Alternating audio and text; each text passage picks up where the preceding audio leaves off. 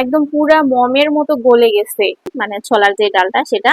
আর হচ্ছে পেঁপে, মনে হয় সবজিটা আমার খেয়ে তো মনে হচ্ছে পেঁপে। আর সচরাচর হোটেলে কিন্তু এই পেঁপে, লাউ এগুলা দিয়ে কিন্তু ডাল ভাজিটা রান্না করা হয়। আসসালামু আলাইকুম, কেমন আছেন সবাই? আমরা আলহামদুলিল্লাহ ভালো আছি। সকালের নাস্তায় আজকে কি কি খাচ্ছি সেটা আপনাদের সাথে শেয়ার করছি।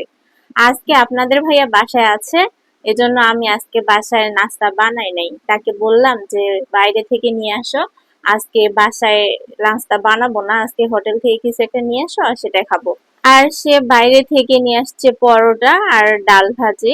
এইখানে হচ্ছে ডাল আছে, বুটের ডাল, মানে ছোলার যে ডালটা সেটা। আর হচ্ছে পেঁপে, মনে হয় সবজিটা আমার খেয়ে তো মনে হচ্ছে পেঁপে।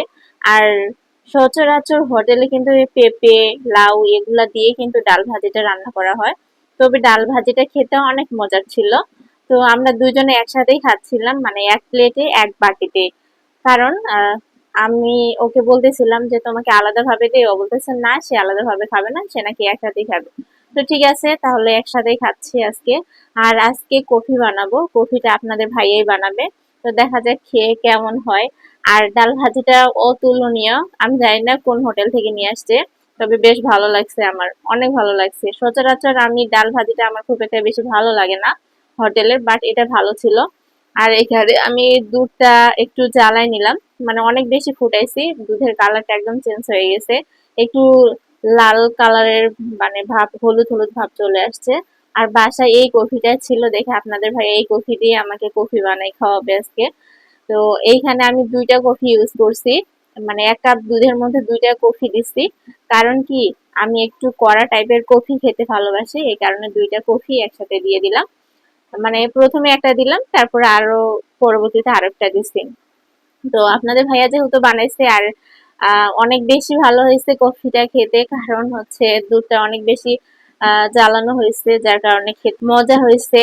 তো আমরা এখন খাওয়া দাওয়া শেষ করি, আর আজকে একটু বাইরে যাব।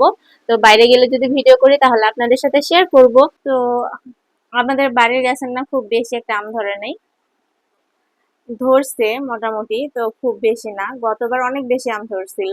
এই আমটা আপনাদের ভাইয়া বাজার থেকে কিনে নিয়ে আসছে। তো আমটা বেশ মজার, আমার কাছে বেশ ভালো লাগতেছে, এই জন্য একা একা খেয়ে নিচ্ছি। আসলে কি, আমি আর আপনার ভাইয়া, আপনাদের ভাইয়া আমরা খাইছি। গতকালকে নিয়ে আসছে, গতকালকে খাইছি, বাট আরো আছে, তো এখন খাচ্ছি আমি একাই, বাট তার জন্য কিন্তু রাখছি। এমনটা না যে আমি তাকে রেখে সবগুলো আমি খেয়ে ফেলতেছি। তো যাই হোক, আমটা আমার খাওয়া শেষ, আর এখন আমি যাব রান্নাঘরে আবার। আমার রান্না এখনো কমপ্লিট হয় নাই, আর আমি দেখাচ্ছিলাম, দেখেন আমি আমটা একদম পুরোপুরি ভাবে খেয়ে নিছি। রান্না বান্না কমপ্লিট করে আমি চলে আসছি খেতে। আর আমি বরাবরের মতো লেবু নিয়ে নিছি। লেবু তো আমার অনেক প্রিয়, লেবু ছাড়া আমার চলেই না। তো এখানে পাট শাক ভাজি করছিলাম, সে পাট শাক ভাজি নিলাম। আর নিচ্ছি এখানে কচু, মানে কচুর মুখী যেটাকে বলে, অনেকে আমাদের এলাকায় বলে ফুটি কচু, উত্তরবঙ্গে, দিনাজপুরে।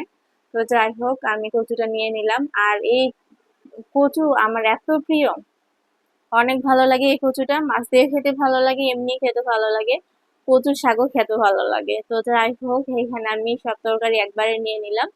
আর আমি খাওয়ার সময় সবকিছু একবারেই নিয়ে নেই। এখানে মুরগি ভুনা নিয়ে নিছি, আর একটু লেবুটা চিপে নিচ্ছি, আর লেবুর রস ছিল বেশ ভালো।